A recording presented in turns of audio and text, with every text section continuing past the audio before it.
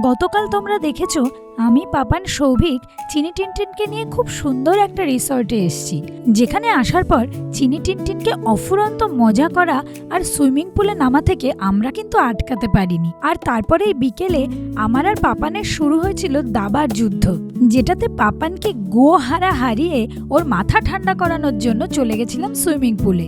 ঝিরঝির করে বৃষ্টি হচ্ছিল আর আমি সুইমিং পুলে ঝপাং ঝপাং করে লাফ মারছিলাম। আর চিনি এপাং ওপাং ঝপাং কবিতাটাই মনে করছিল। কিছুক্ষণের মধ্যেই ছেপে বৃষ্টি আসায় আমি আর চিনি দৌড়ে দৌড়ে পালিয়ে আমাদের রুমে চলে আসি।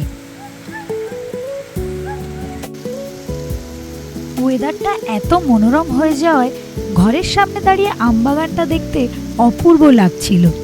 ডিনারে আমি খেলাম স্যালাড আর চিকেন পকোড়া, আর বাকিরা খেলো ফ্রাইড রাইস আর চিলি চিকেন। সারা রাত বৃষ্টির পর সকালে ভাবলাম রোদ উঠবে, কিন্তু না, ঝিরিঝিরি বৃষ্টিতে চিনি আর টিনটিন ফাঁকা মাঠে দৌড়াচ্ছে আর কাদায় ঝাঁপাচ্ছে। ওদের সাথে আমিও একটু যোগ দিলাম। সকালবেলার জগিংটা বেশ ভালোই হলো, কিন্তু কিছুক্ষণ পরে দেখলাম আমি ভিজে স্নান। রোদ উঠলে ভেবেছিলাম এই বাস্কেটবল কোর্টে বাস্কেটবল খেলবো, কিন্তু সেটা আর হলো না। তাই আবার এক দুঃসাহসিক প্রচেষ্টা, কিন্তু এবারে আমি না, চিনি টিনটিনকে নিয়ে উঠিনি। আমি একাই বৃষ্টির মধ্যে এই ভেজা স্কাইওয়াকে আম পাড়তে উঠেছিলাম। পরে জানতে পারলাম আম গাছে হাত দিলে নাকি 1000 টাকা জরিমানা। যাই হোক, আমটাকে পকেটে লুকিয়ে পুরো ভিলাটাকে আমরা একবার এক্সপ্লোর করলাম। আর সারা রাত বৃষ্টি হওয়াতে পুরো বাগানটা অপূর্ব সবুজ হয়ে উঠেছিল।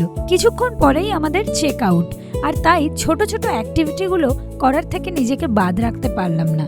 তোমরা যদি ভাবো একদিনের জন্য এখানে কোয়ালিটি টাইম স্পেন্ড করতে আসবে বা নিজেদের স্পেশাল ডেকে সেলিব্রেট করতে আসবে, তাহলে কিন্তু অবশ্যই আসতে পারো। সারা মাসের ব্যস্ততা কাটিয়ে একটা দিন সময় বার করে নিজের ফ্যামিলি বা প্রিয়জনের সাথে যদি সময় কাটাতে চাও, তাহলে এর থেকে বেটার ডেস্টিনেশন কিন্তু আর হয় না। এটা কোনো স্পন্সর ভিডিও নয়, আমি আমার ব্যক্তিগত অভিজ্ঞতা থেকে বলছি। এই রিসর্টের প্রত্যেকটা কোণা ভীষণ আর্টিস্টিক, আর তার সঙ্গে সেলফি তোলার জন্য আদর্শ। এবার পালা আমাদের কমপ্লিমেন্টারি ব্রেকফাস্টের। গরম গরম চা, তার সঙ্গে স্যান্ডউইচ, হোয়াইট সস পাস্তা, ডিমের অমলেট, প্যানকেক, অনেক কিছু রয়েছে, অনেক। রিসর্টটির নাম বেদাম ইকো রিসর্ট। রিসর্টটি চুচুড়াতে অবস্থিত। আমাদের ডে আউটটা অসাধারণ কাটলো। তো আজকের ব্লগে এইটুকুই থাক, দেখা হবে তোমাদের সঙ্গে আবার পরের ব্লগে।